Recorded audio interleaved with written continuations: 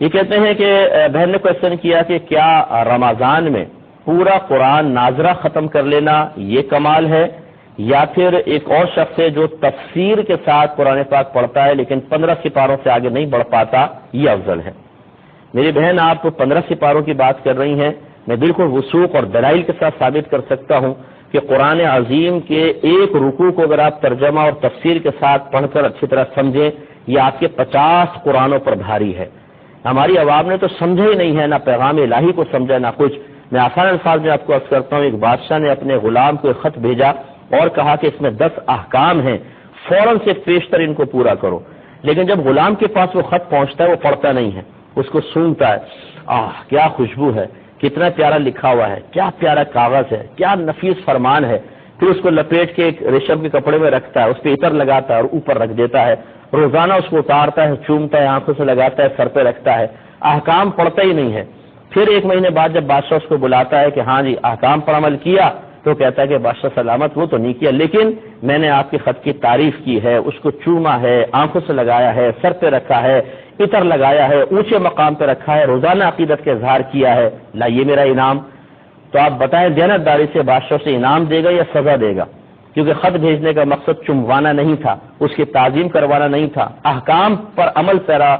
ہونا یہ مطلوب بادشاہ تھا۔ اسی طریقے سے قرآن ہے کہ اللہ نے قرآن اس لیے نازل نہیں کیا کہ آپ اس کو چومیں، آنکھوں سے لگائیں، سر پہ رکھیں، صرف عربی عبارت پڑھیں، بچی رخصت ہونے لگے تو اس کے سر پر رکھ کر اس کو رخصت کر دیں، اور باہم جھگڑے ہوں تو اس پہ حلف اٹھائے جائیں، بلکہ اللہ تعالیٰ نے قرآن پاک کو اس لیے نازل فرمایا تاکہ اس کو پڑھیں، اس کو سمجھیں، اس کی آیات کی روشنی میں اپنا محاسبہ کریں، اپنے عمل کو درست کریں، اس کے احکامات پر عمل کریں۔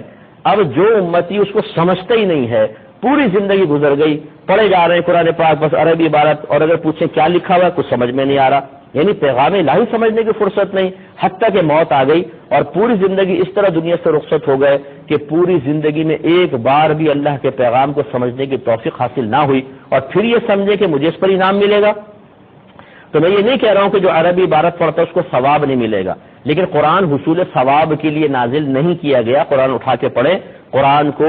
اس لیے نازل کیا گیا تاکہ اس کی آیات پر عمل کیا جائے۔ لہذا جو ایک رکوع پڑھے اسے اچھی طرح سمجھ کے پڑھے، پھر اپنا عملی محاسبہ کرے، اگر اس میں کوئی قابل عمل بات ہے اسے اپنی ذات پر نافذ کرے، کسی ممنوع شے کا ذکر ہے اور وہ ہمارے اندر ہے تو اس گندی عادت کو اپنے اندر سے نکالے، یہ اس کے 50 قرآن پڑھنے سے بہتر ہے۔ اس بات کو سمجھ لیجئے، میں بلا تمثیل عرض کر رہا ہوں، اس سے نہیں ملا رہا ہوں، بلا تمثیل عرض کر رہا ہوں کہ ایک طرف 100 من پیاز رکھ لیں اور ایک طرف 1 کلو سونا رکھ لیں۔ اگر آپ کو آفر کی جائے کہ 1 کلو سونا لے لو یا 100 من پیاز لے لو، اور آپ کہیں جی 100 من پیاز لیں گے، تو آپ کی بے وقوفی کا پروانہ جاری کرنے کی ضرورت نہیں ہے، سب کہیں گے یہ احمق ہیں۔